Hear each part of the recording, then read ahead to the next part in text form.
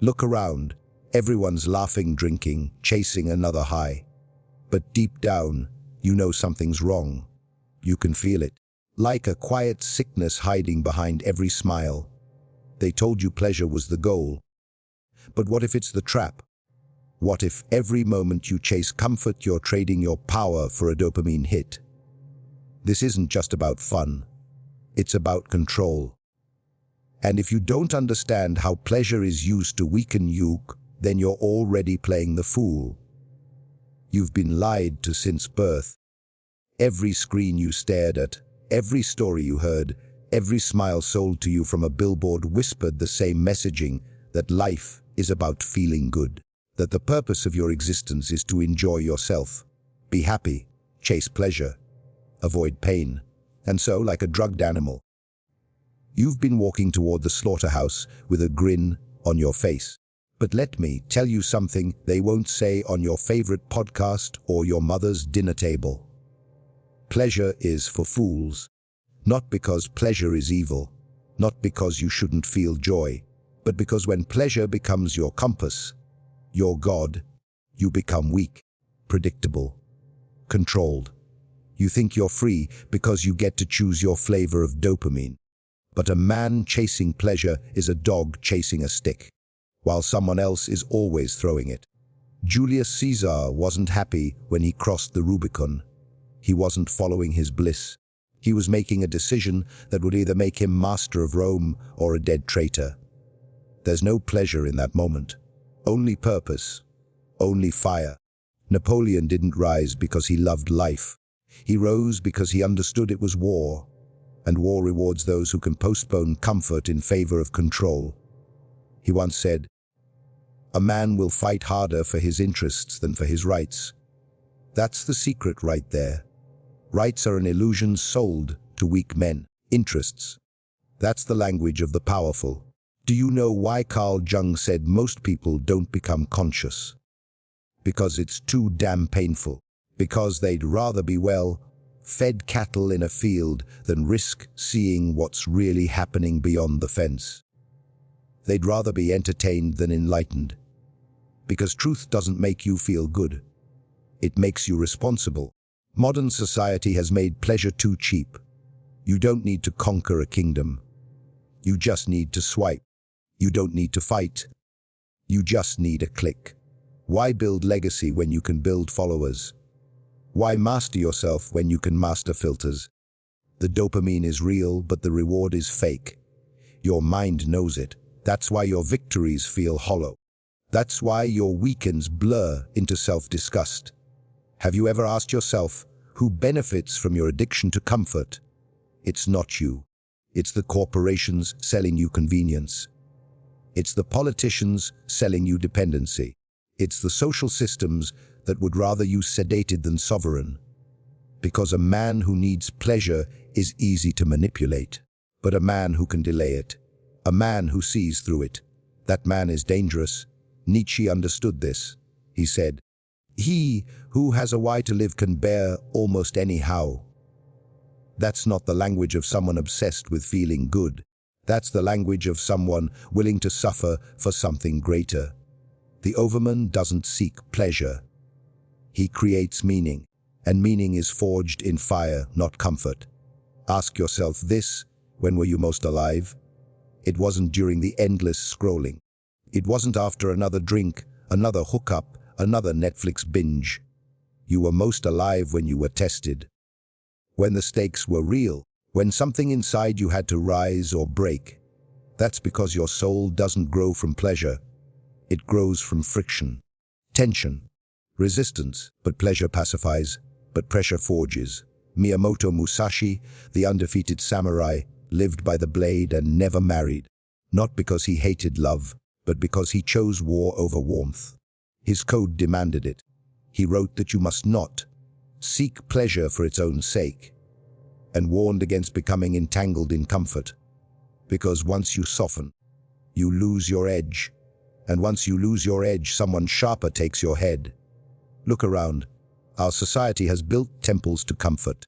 Air conditioning, instant delivery, trigger warnings, safe spaces, pills for every feeling. We've sterilized life to avoid pain, but in doing so, we've also killed passion. You think your anxiety is just chemical. Maybe.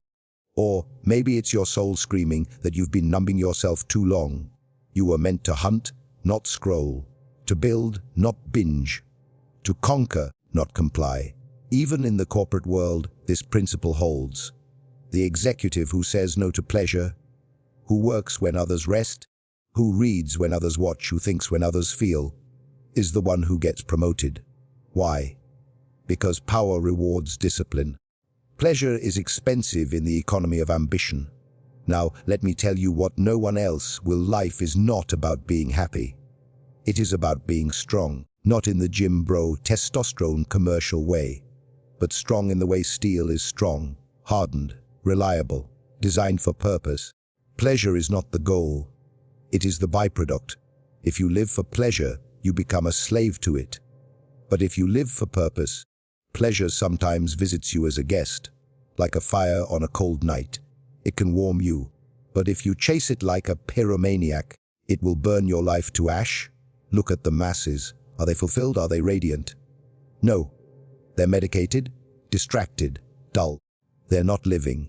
They're escaping. And what are they escaping from? Their own potential. They don't want to become gods. They want to feel like one for 5 seconds on Instagram.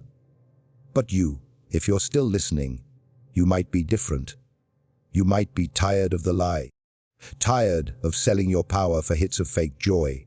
Because deep down, there's a whisper in you that says, this isn't it. That whisper is your real self. The part of you that hasn't been sedated, not yet.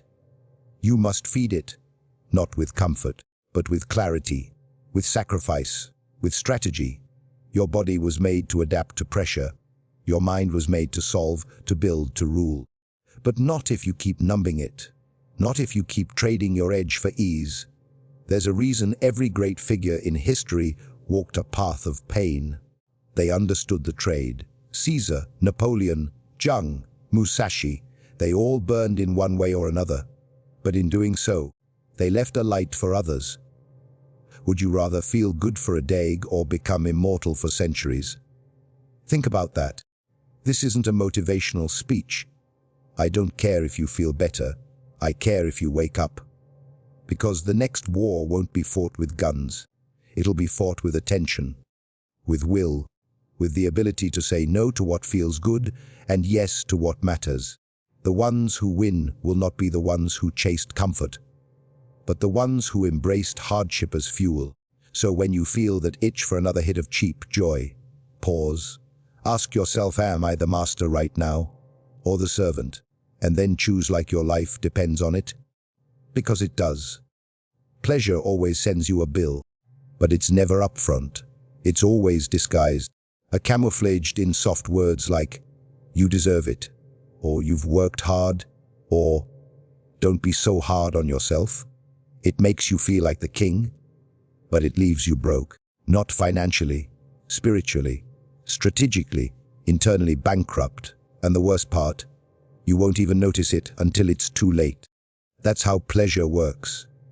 Like a debt collector you forgot about, who shows up at the door just when you think life is finally stable. You think Julius Caesar didn't like comfort. You think Napoleon didn't enjoy wine, women, applause.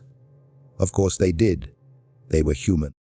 But they treated pleasure like a mistress, not a wife. They knew she couldn't be trusted. They kept her close, but never in charge. Carl Jung warned of this. He said when people avoid the legitimate suffering required for growth, they end up stuck in neurosis, anxiety, depression, guilt, not because their brain is broken, but because they've avoided the necessary pain of transformation. You cannot be whole if you cannot suffer. The man who never denies himself anything is the weakest man in the room. Not because he lacks pleasure, but because he has no defense against it. In today's world, we've built an entire identity around indulgence. We don't even call it vice anymore. We call it self-care. We call it living your truth. But here's the real truth. If you need a glass of wine every night just to tolerate your life is the problem. and your habits are the chain keeping you in it. Nietzsche called this the last man, the final stage of humanity, comfortable, safe, entertained, but dead inside, no ambition, no danger, no greatness, just a slow death in high definition. He's the man who trades all potential for security, the man who fears effort more than mediocrity, the man who lives longer but never really lives. Is that what you want? Let me show you how the game really works. In corporate boardrooms, the people who win are not the smartest, not the nicest, not even the most talented. They are the ones who can say no, no to shortcuts, no to fake friends, no to emotion when strategy is needed.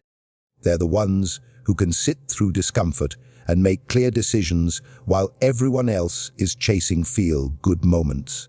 They know something the rest forget: comfort is temporary. Consequences are permanent. It's not just about business.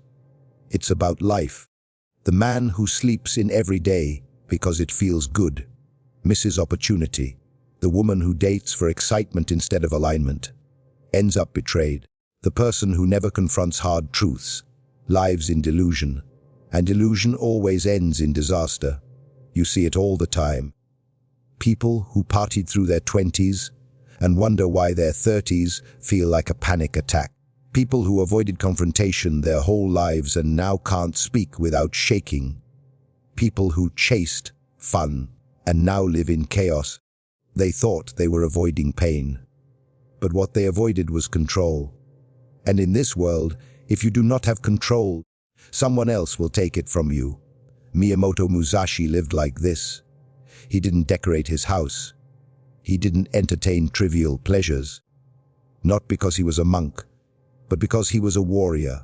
He understood that the battle is always coming. And if you're not ready, you die. Maybe not physically, but mentally, spiritually. A death by 1,000 soft choices. We've grown soft because we've forgotten that comfort has always been the reward for victory, not the path to it. Look at any ancient culture. Spartans, samurai, Romans. They trained children in discomfort. Cold? Fear. Why? Because they knew the world doesn't care how you feel. It only cares how you act. Weakness in the wild gets eaten. Weakness in civilization gets medicated. Carl Jung once said, "No tree can grow to heaven unless its roots reach down to hell." If you're unwilling to descend into struggle, into suffering, into shadow, you will never rise. The man who avoids pain avoids power. But what about joy? What about beauty? Should we just become robots? No, that's not the message. But there's a difference between joy and pleasure. One is earned. One is stolen. Joy is what you feel after facing the storm. Pleasure is what you use to avoid it. Joy expands you. Pleasure distracts you. Joy builds character. Pleasure erodes it. Ask yourself this: when was the last time you said nog when it would felt so good to say yes? When was the last time you did the harder thing when no one was watching? That's the test. Because every time you choose comfort over clarity, you lose a piece of yourself. You may not feel it now, but it adds up. It always adds up. Look at the people who are truly respected, not just liked. They are rarely the ones who chased pleasure. They are the ones who endured, who resisted, who chose mission over mood. Because real power isn't loud. It's silent. It's the man who doesn't flinch under pressure. The woman who doesn't chase applause. The leader who doesn't need to feel good to do what's right. Kissinger said, "Our power is the ultimate aphrodisiac." He wasn't glorifying tyranny. He was revealing the hidden truth of the world doesn't respect pleasure seekers. It rewards those who dominate their own urges. And here's the paradox. The more you run toward comfort, the less of it you actually experience. But the more you master discomfort, the more true peace you build. Not the artificial kind. The kind that comes from knowing who you are, what you're capable of, and what you can endure. You won't find that in a bubble bath. You'll find it in the fire. So here's the question: what are you avoiding? Not just the task, not just the discipline, but the identity underneath it. The person you could become. If you stopped chasing what feels good and started chasing what is real, because the great irony of modern life is that we have more pleasure than any generation in history, and yet we are more anxious, more depressed, more lost than ever. That's not a coincidence. That's the bill. And unless you choose differently, you'll pay it too. There's a reason you feel restless. It's not because life is hard. It's because deep down, you know you've been lied to. They told you that if you followed your feelings, you'd find yourself. But your feelings are children. Screaming, impulsive, blind to the long game. You don't find yourself by listening to them. You find yourself by mastering them. You were born into a world that worships ease and calls it freedom. That mistakes stimulation for success, that confuses happiness with sedation. You were told if it feels good, it must be right. But you're starting to see that the opposite is true. Everything that made you stronger hurt. Every version of you that you admire came from sacrifice, not satisfaction. And every time you gave in to comfort, something died. Integrity, focus, fire. What they don't tell you is that the life of meaning, real meaning, is violent, not against others, against the part of yourself that wants to remain small. Nietzsche called it becoming who you are, not discovering, becoming, because you are not found, you are forged. Every great man knew this. Caesar crossed the Rubicon not because it was safe, but because it was necessary. Because he'd rather die in battle than rot in comfort. Because he understood a life preserved in fear is no life at all. Musashi wandered the land, alone, blade in hand, battling not just warriors, but his own desires, his own softness. He didn't write the Book of Five Rings as a philosopher. He wrote it as a man who had killed, who had disciplined his instincts into weapons. That's what you've forgotten. That your urges are not sacred. They're not divine. They're primitive. And if you don't command them, they will command you. You want to be powerful. Then train your instincts like a soldier. Starve them when they scream. Feed them when they earn it. If you can't tell your appetites no, then don't pretend you're free. In the mirror, you see a modern citizen. But beneath that, you're still an animal. Just a little more shaved, a little more civilized. But the instincts are ancient. The hunger, the fear, the lust, they haven't evolved. Only the consequences have. Today, when a man collapses into weakness, he's not eaten by wolves. He's eaten by debt, regret, addiction, irrelevance. And that's worse. At least the wolves are honest. You want to know what the most dangerous man looks like today? He's not loud. He's not flashy. He doesn't need to post his wins. He is quiet because he's too busy building, too focused to indulge, too experienced to chase approval. He's rejected the modern gospel of pleasure, not because he hates joy, but because he knows pleasure makes men predictable. Think about it. Every tyrant, every manipulator, every command in history knew the same thing. You don't conquer people by beating them. You conquer them by feeding them, entertain them, sedate them, give them just enough pleasure to keep them docile. The Roman emperors knew it. They called it panem circenses. Bread and circuses, keep the masses fed and distracted, and they'll never revolt. Look around you, it's the same strategy. Only now the bread is dopamine. The circus is your screen, and your cage, it's invisible. Because it doesn't need bars, just bad habits. You're not being ruled by force. You're being ruled by your appetite. Carl Jung said, people will do anything, no matter how absurd, to avoid facing their own soul. And he was right. Most people would rather scroll than sit in silence. They'd rather chase likes than face truth. They'd rather self-medicate than self-confront. Because truth is painful and pleasure is easy. But easy is never free. Let me ask you something personal. Where would you be right now if you had delayed your pleasures for just 5 years? What would your body look like if you didn't chase every craving? What would your finances look like if you didn't indulge every impulse? What would your reputation look like if you didn't escape when things got uncomfortable? You know the answer. You just don't want to face it, because it hurts. And that's good, because pain is a message, and if you listen closely, it'll save your life. Here's the brutal truthing. You are exactly as powerful as the pain you're willing to endure. That's it. Everything else, intelligence, talent, charm, is bonus. It's icing, but the cake, the core of power, is pain, your relationship to it, your ability to use it, to sit in it, to transform it. And if you've avoided it your whole life, then you've been avoiding greatness. It's not too late. But the door is narrow, and it's guarded by your vices. Pleasure is the oldest trap in the world, and the most beautiful, because it makes you think you're winning, while it steals everything that matters. Your edge, your focus. So stop chasing it. Instead, chase the mission, the plan, the discipline. Become the kind of person who can delay gratification so long others think you're insane.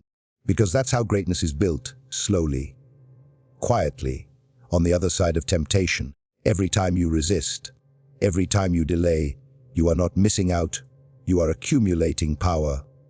And when that power compounds, it shows in your body, in your mind, in your results, in your silence.